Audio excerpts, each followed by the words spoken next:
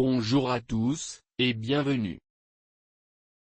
Avez-vous déjà ressenti que le temps file un peu trop vite, et que votre esprit n'est plus aussi vif qu'avant?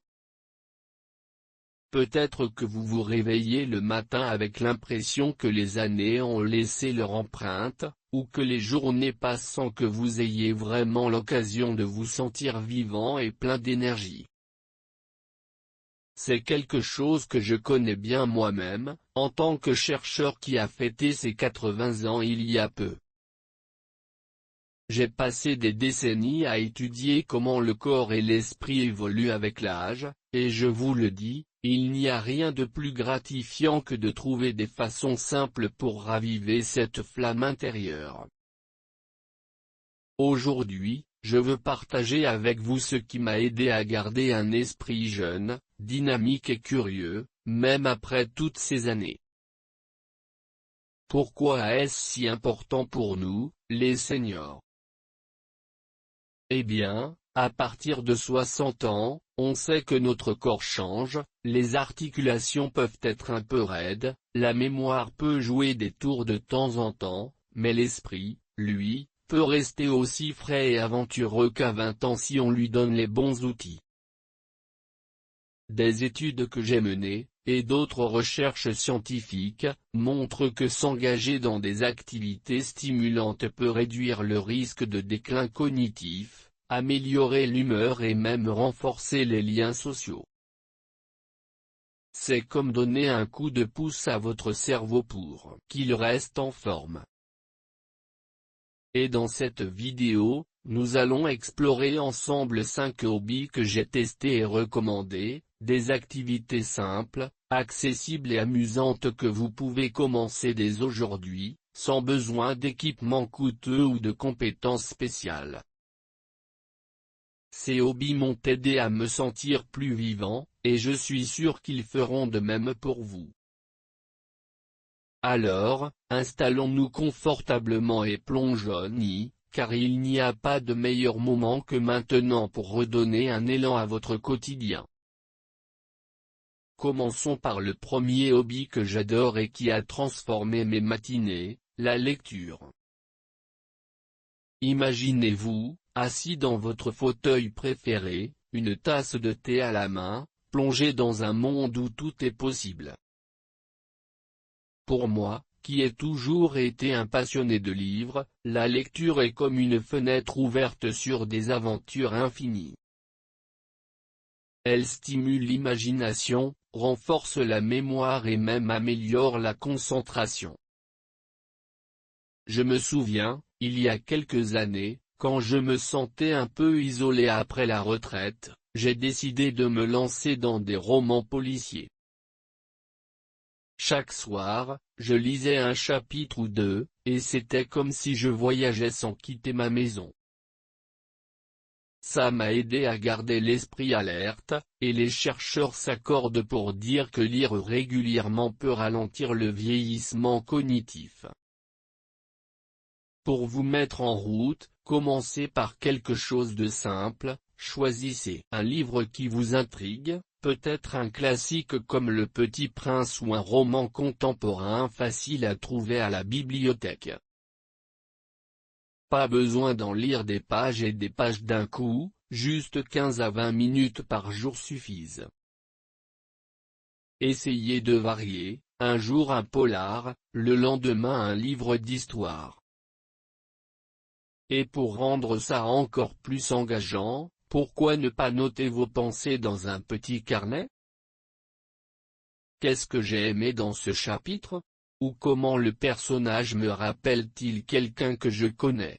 Ça transforme la lecture en une conversation avec vous-même. J'ai un ami qui a commencé comme ça, et maintenant, il anime un petit club de lecture avec ses voisins. C'est formidable pour créer des liens et partager des idées. Donc, si vous sentez que votre esprit a besoin d'un réveil, prenez un livre aujourd'hui, vous verrez comme ça fait du bien. Maintenant que nous parlons d'activités qui nous connectent à la nature et à nous-mêmes, passons au deuxième hobby, le jardinage. Ah, le jardinage. C'est l'une de mes passions les plus chères, et je crois que c'est un remède naturel contre le blues de l'âge. Imaginez enfouir vos mains dans la terre, sentir l'odeur de la pluie sur les feuilles, et voir pousser quelque chose que vous avez planté de vos propres mains. C'est thérapeutique, vous savez. Physiquement, ça implique un peu de mouvement, se pencher, creuser, arroser, ce qui est excellent pour la circulation et la flexibilité. Mais mentalement, c'est un boost incroyable. Cultiver des plantes demande de la patience, de l'observation et de la planification, ce qui garde l'esprit vif et positif. Moi, à 80 ans, j'ai un petit potager sur mon balcon, et rien ne me rend plus heureux que de récolter des tomates ou des herbes aromatiques que j'utilise ensuite en cuisine. C'est gratifiant de voir le résultat de ces efforts, et les études montrent que les personnes qui jardinent régulièrement ont un meilleur bien-être émotionnel. Pour débuter, ne vous surchargez pas. Commencez petit, achetez un pot, de la terre et quelques graines faciles, comme des radis ou des fleurs comme les marguerites. Arrosez-les tous les jours, observez comment elles grandissent, et peut-être même parlez-leur un peu. Oui, j'ai l'habitude de le faire, et ça rend l'expérience plus personnelle. Si vous vivez en appartement, comme moi, un simple rebord-fenêtre suffit. Pensez à des variétés qui résistent bien en France, comme les lavandes ou les tomates cerises, qui supportent le climat varié. Et pour ajouter un peu de fun, impliquez votre famille, demandez à vos petits-enfants de vous aider à planter, ça crée des moments inoubliables et renforce les liens intergénérationnels. J'ai une voisine qui a commencé le jardinage après avoir vu mes fleurs, et maintenant, elle échange des plantes avec moi. C'est une façon simple de se sentir utile et connecté.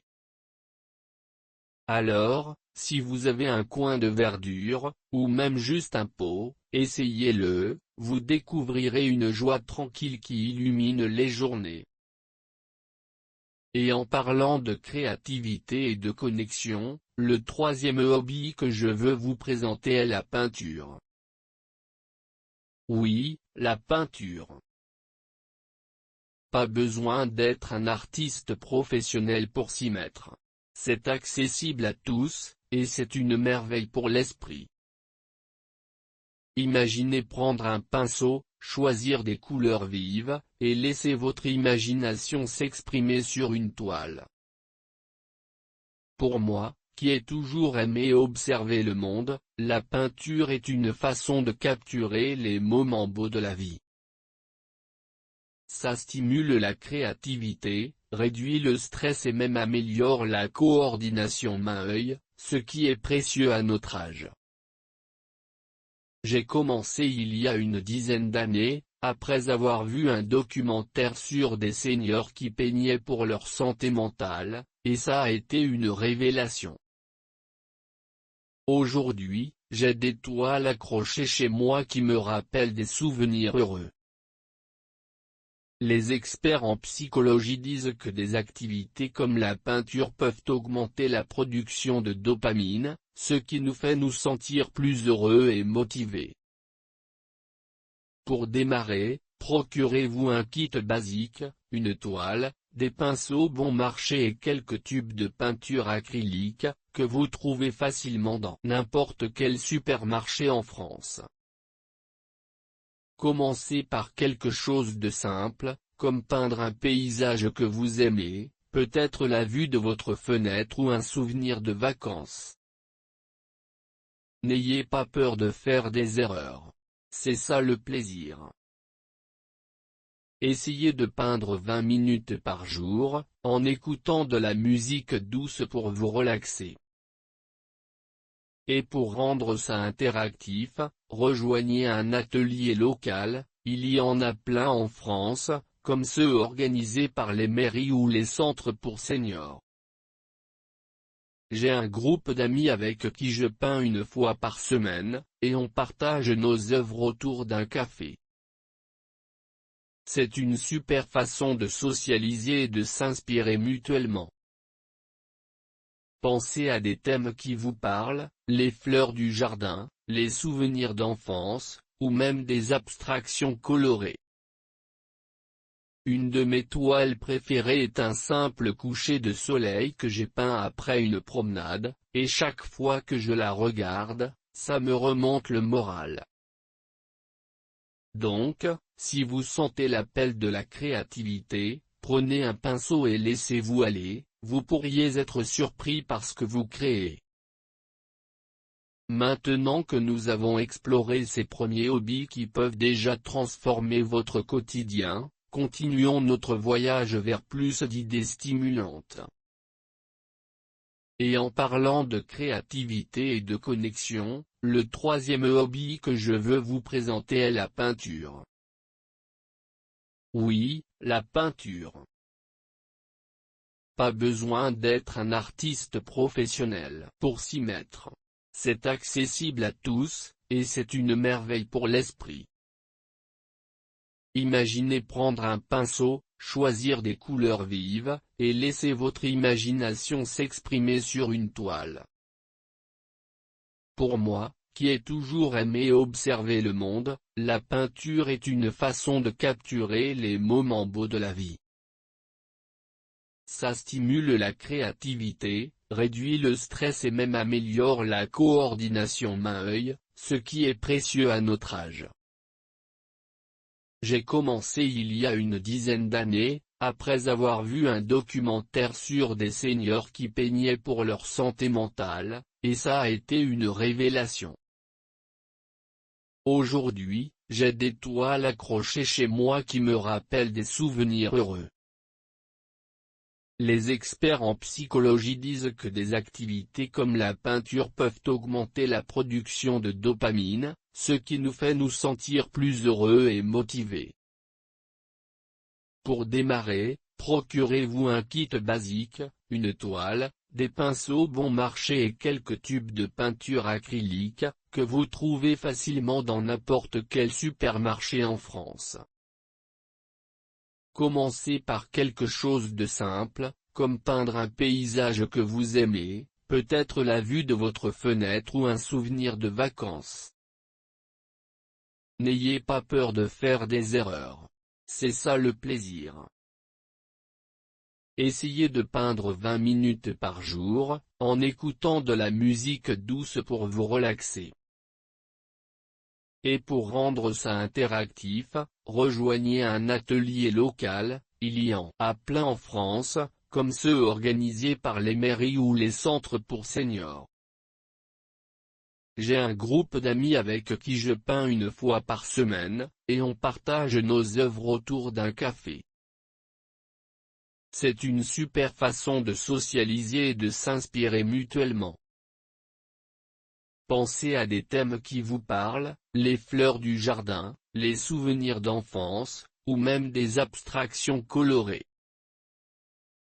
Une de mes toiles préférées est un simple coucher de soleil que j'ai peint après une promenade, et chaque fois que je la regarde, ça me remonte le moral.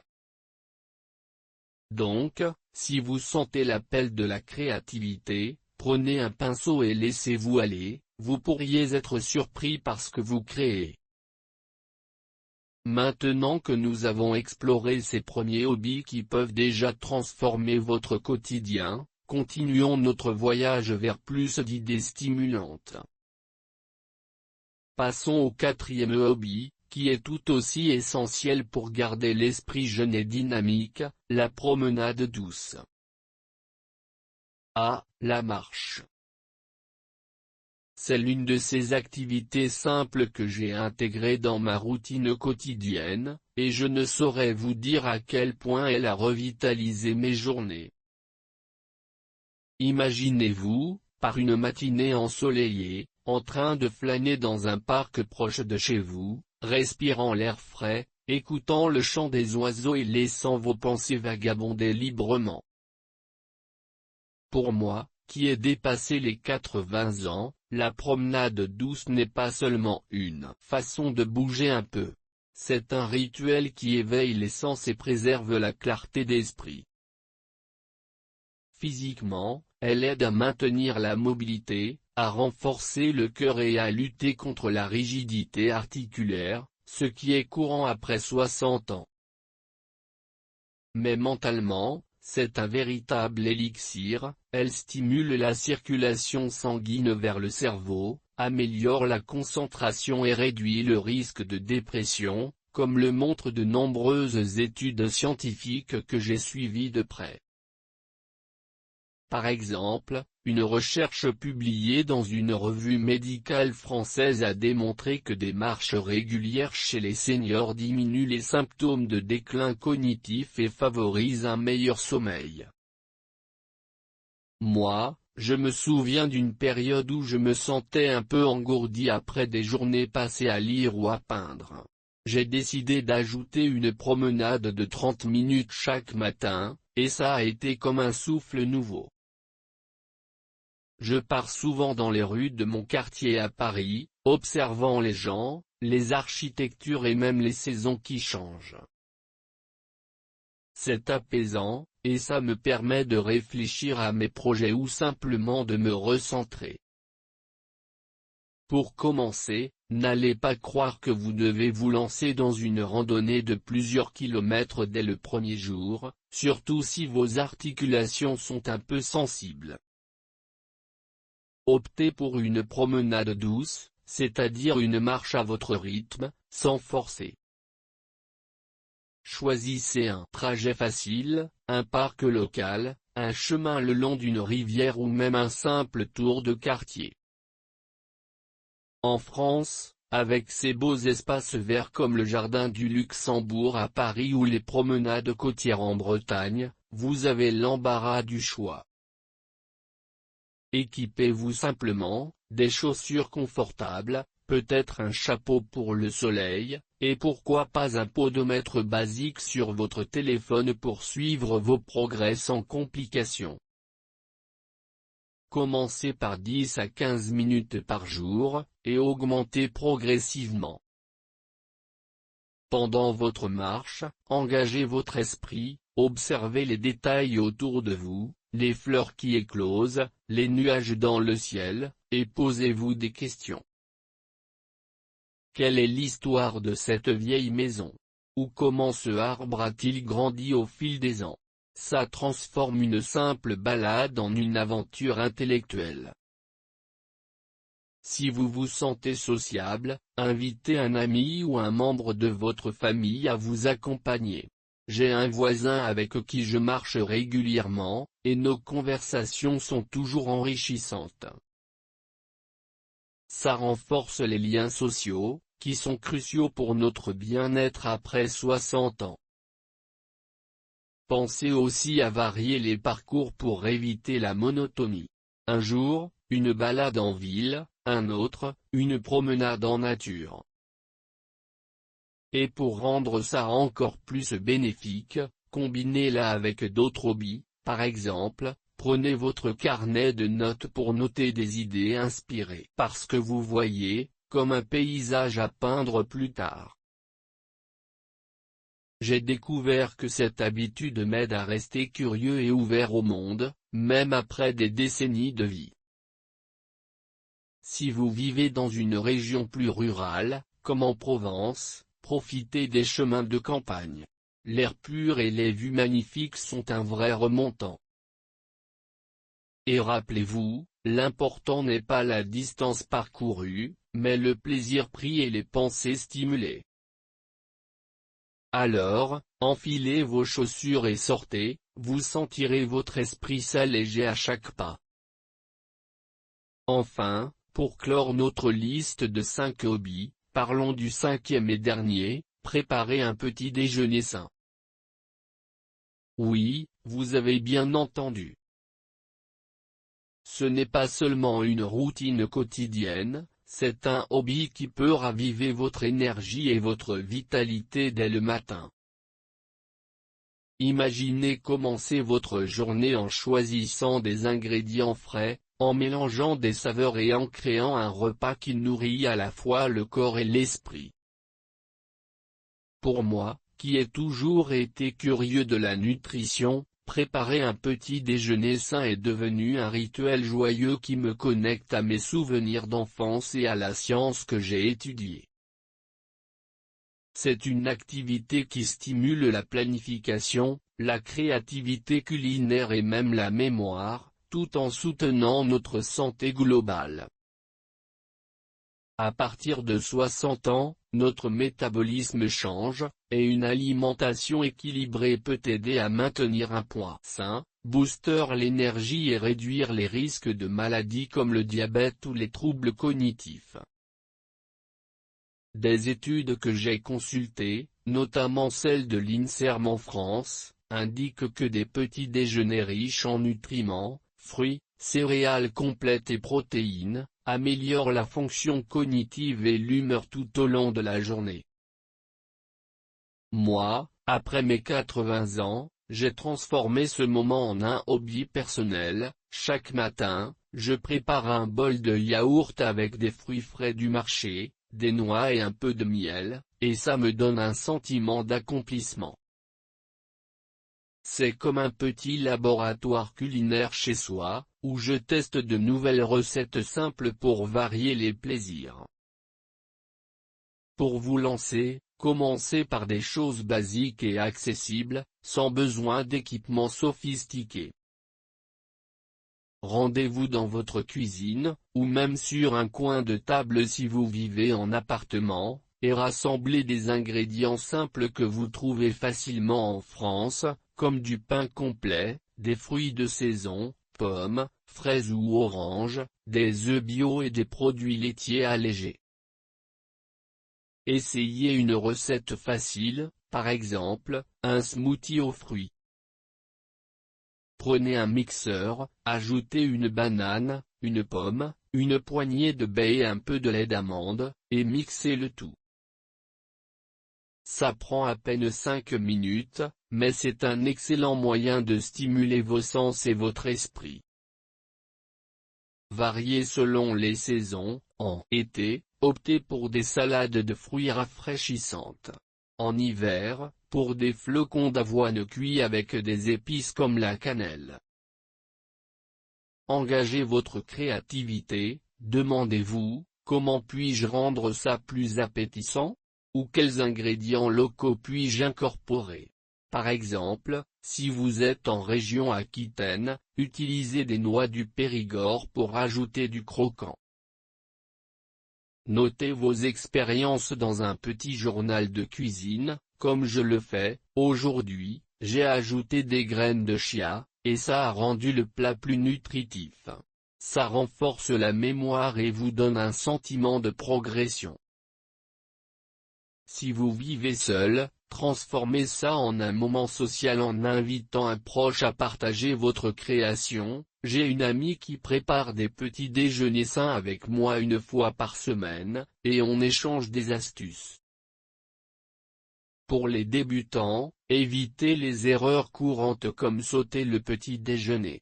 Au contraire, faites-en un rituel quotidien de 15 à 20 minutes.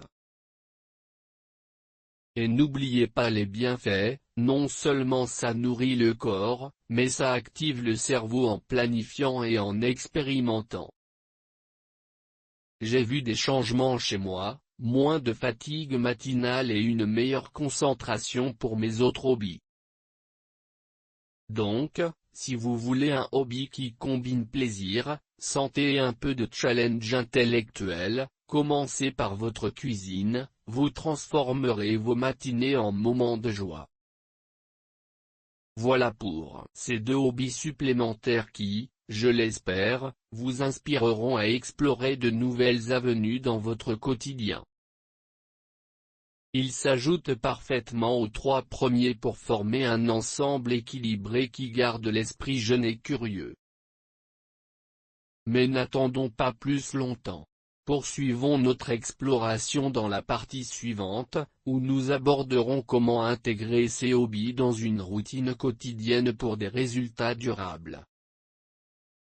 Et maintenant, chers amis, continuons notre exploration en abordant un aspect crucial pour tirer le meilleur parti de ces hobbies, comment les intégrer harmonieusement dans une routine quotidienne.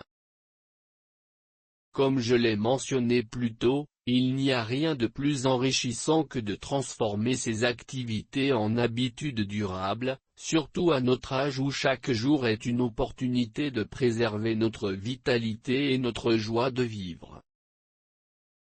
À 80 ans, j'ai appris que l'équilibre est la clé, non pas en surchargeant notre emploi du temps, mais en tissant ces hobbies dans le tissu de nos journées de manière fluide et agréable. Cela permet non seulement de stimuler l'esprit, mais aussi de créer un sentiment de routine positive qui combat le déclin cognitif et renforce notre bien-être émotionnel. Basé sur mes propres expériences et sur les recherches scientifiques que j'ai suivies, je vais vous guider étape par étape pour intégrer ces 5 hobbies dans votre quotidien, en veillant à ce que cela reste accessible, flexible et adapté à notre rythme de vie après 60 ans. Et pour clore cette liste, nous explorerons un 5e élément essentiel que j'ai omis jusqu'ici, la pratique de la gratitude, une routine matinale simple qui peut amplifier tous les bénéfices des autres activités.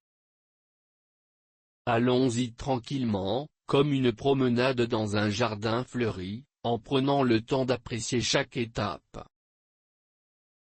Commençons par intégrer la lecture dans votre routine quotidienne. Vous vous souvenez, j'ai partagé comment cette habitude a transformé mes soirées en aventures captivantes. L'idée est de la rendre aussi naturelle que de boire une tasse de thé. Pour les seniors comme nous, il est important de choisir un moment de la journée où notre esprit est le plus réceptif, souvent le matin ou en fin d'après-midi, quand la fatigue n'a pas encore pris le dessus. Personnellement, je commence ma journée par 15 à 20 minutes de lecture, juste après mon petit déjeuner. C'est un rituel qui m'aide à éveiller doucement mon cerveau, à stimuler la mémoire et à chasser les brumes du sommeil. Des études, comme celle publiée par l'Institut national de la santé et de la recherche médicale, INSERM, montrent que lire régulièrement améliore la fluidité cognitive et réduit le risque de maladies neurodégénératives. Pour vous, essayez d'intégrer cela de manière progressive. Si vous vous levez à 8 heures, réservez de 8h30 à 8h45 pour vous installer dans un coin confortable. Choisissez un livre qui vous parle, peut-être un recueil de poèmes de Victor Hugo ou un roman léger comme Le Comte de Monte Cristo adapté en version abrégée pour plus de facilité. N'hésitez pas à adapter selon vos préférences. Si les après-midi vous conviennent mieux, installez-vous après une sieste courte. Pour rendre cela encore plus engageant, liez-le à un autre hobby, par exemple, lisez un livre sur le jardinage avant d'aller travailler dans votre potager, ce qui crée un lien thématique et renforce l'apprentissage. J'ai un ami de 75 ans qui a commencé ainsi. Il lit un chapitre sur l'histoire de France le matin, puis discute de ses découvertes avec son club de lecture l'après-midi. C'est une façon subtile de maintenir des liens sociaux tout en stimulant l'esprit. Souvenez-vous, l'important n'est pas de terminer un livre en une semaine, mais de savourer chaque page. Si vous vivez en France, profitez des bibliothèques locales, comme celle de votre mairie, qui offre des livres audio pour ceux d'entre nous qui ont des problèmes de vue. Au fil des jours, vous remarquerez que cette intégration renforce votre concentration et vous donne un sentiment d'accomplissement, comme si vous partiez en voyage sans quitter votre fauteuil. Passons maintenant à l'intégration du jardinage, ce hobby qui m'apporte tant de sérénité. Comme je l'ai évoqué, c'est une activité qui connecte le corps et l'esprit, et la clé pour en faire une routine est de la rendre accessible quotidiennement sans effort excessif. À notre âge, il s'agit d'éviter les surcharges physiques, donc je recommande de l'insérer dans les moments calmes de la journée, comme en milieu de matinée ou en fin d'après-midi, quand le soleil n'est pas trop fort. Pour moi, c'est devenu une habitude de consacrer 20 à 30 minutes chaque jour à mon petit potager sur le balcon. Je commence par observer les plantes, arroser si nécessaire, et peut-être cueillir quelques herbes pour mon repas. Cela stimule non seulement la patience et l'observation, mais aussi la motricité fine, comme le montrent des recherches de l'Université de Bordeaux sur les bienfaits du jardinage chez les seniors. Pour intégrer cela dans votre routine, commencez petit. Si vous avez un jardin, allouez 10 minutes après votre promenade matinale pour arracher les mauvaises herbes ou planter une nouvelle graine. Si vous vivez en appartement, comme de nombreux seniors en France, un simple pot sur le rebord de la fenêtre suffit. Par exemple, en région Provence, où le climat est idéal, je suggère de planter des lavandes qui résistent bien et dont le parfum apaisant peut devenir un rituel sensoriel. Liez-le à d'autres hobbies pour créer une synergie. Après avoir lu un article sur les plantes médicinales, expérimentez-en dans votre jardin, puis utilisez-les dans votre petit déjeuner sain. J'ai une voisine de 68 ans qui a adopté cette approche. Elle jardine 15 minutes chaque matin, ce qui lui donne non seulement un boost physique mais aussi mental, en la rendant plus positive pour le reste de la journée. Pensez à varier selon les saisons. Au printemps, semez des fleurs pour attirer les oiseaux, en automne, récoltez et préparez des conserves. Si vous impliquez votre famille, comme je le fais avec mes petits-enfants, cela ajoute une dimension intergénérationnelle, renforçant les liens et rendant l'activité plus joyeuse. Avec le temps, vous verrez comment cette intégration quotidienne transforme votre espace de vie en un havre de paix, favorisant un esprit clair et un corps plus flexible. Quant à la peinture, ce hobby créatif qui a illuminé mes journées, son intégration doit être fluide et relaxante pour éviter toute frustration. Je conseille de la placer dans un moment dédié à la détente, comme l'après-midi, quand l'énergie est stable. Personnellement, je peins 20 minutes chaque jour, souvent après ma promenade, pour canaliser les inspirations visuelles que j'ai recueillies. Cela stimule la créativité et réduit le stress, comme le confirment des études psychologiques françaises de l'art. Pour vous, commencez par choisir un espace dédié, une table dans votre salon suffira, et intégrez-la comme une pause créative. Par exemple, si votre routine inclut une sieste à 14 heures, suivez-la par 15 minutes de peinture. Utilisez des thèmes simples inspirés de vos autres hobbies, peignez un paysage vu lors de votre promenade ou une fleur de votre jardin. Cela crée une boucle d'activité qui renforce l'esprit. J'ai rejoint un atelier local il y a quelques années, et maintenant, je peins avec des amis une fois par semaine, mais pour les débuts, faites-le seul pour vous familiariser. Si vous êtes en Île-de-France, profitez des cours gratuits dans les centres culturels. Ils sont parfaits pour les seniors et aident à socialiser. Variez les sessions. Un jour, peignez en écoutant de la musique classique, un autre, incorporez des éléments de votre lecture, comme un personnage de roman. Une amie de 72 ans a intégré la peinture dans sa routine en la liant à son petit déjeuner. Elle peint des fruits qu'elle a préparés, ce qui stimule sa mémoire visuelle. Souvenez-vous, il n'y a pas de mauvais résultats.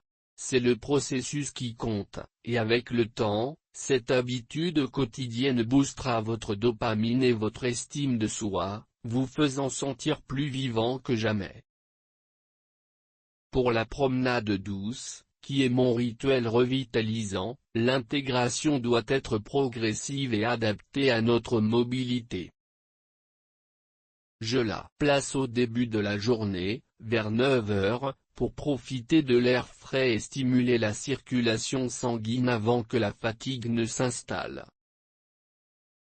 Des recherches de l'INSERM indiquent que des marches régulières améliorent la cognition et réduisent la dépression chez les seniors.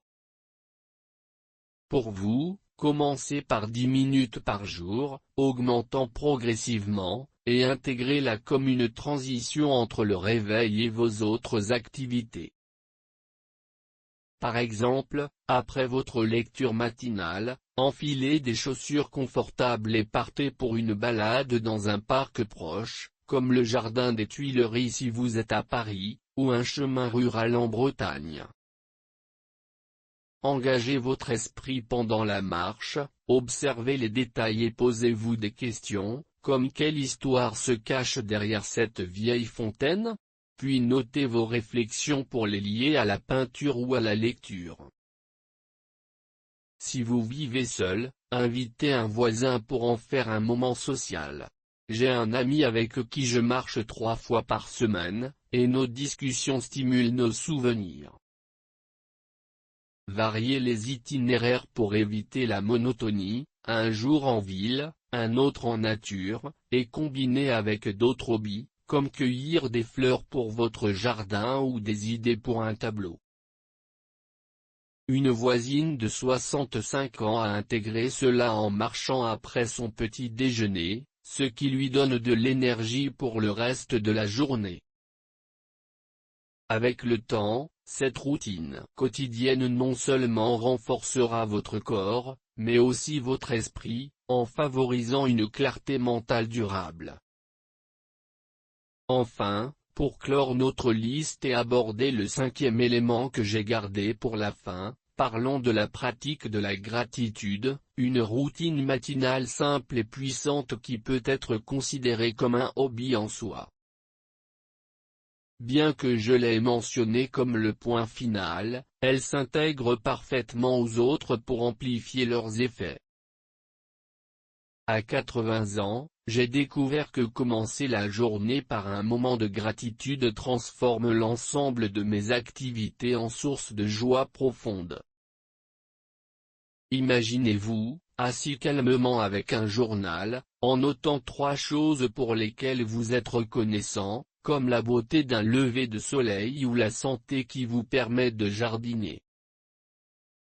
Des études de l'Université de Lyon montrent que cette pratique réduit le stress, améliore l'humeur et renforce les connexions neuronales, ce qui est essentiel après 60 ans.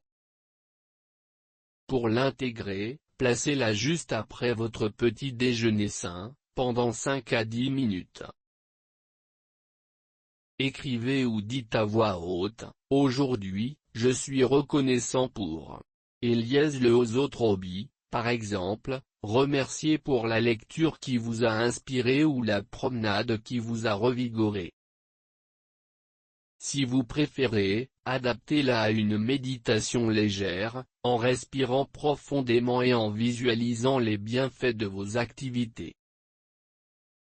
En France, avec ses traditions de réflexion philosophique, cela s'harmonise bien avec notre culture. J'ai une amie qui combine cela avec sa peinture, en exprimant sa gratitude pour sa créativité, et cela a multiplié ses bienfaits.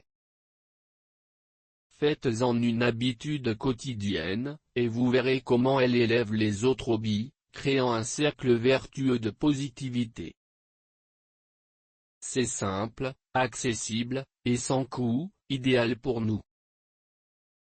En intégrant ces hobbies de manière équilibrée, visez une routine quotidienne comme celle-ci, commencez par 10 minutes de gratitude, suivi de 15 minutes de lecture, une courte promenade, un peu de jardinage ou peinture, et terminez par un petit déjeuner préparé avec amour. Adaptez selon vos forces, si une activité vous fatigue, réduisez-la. Au fil des semaines, suivez vos progrès dans un journal, comme je le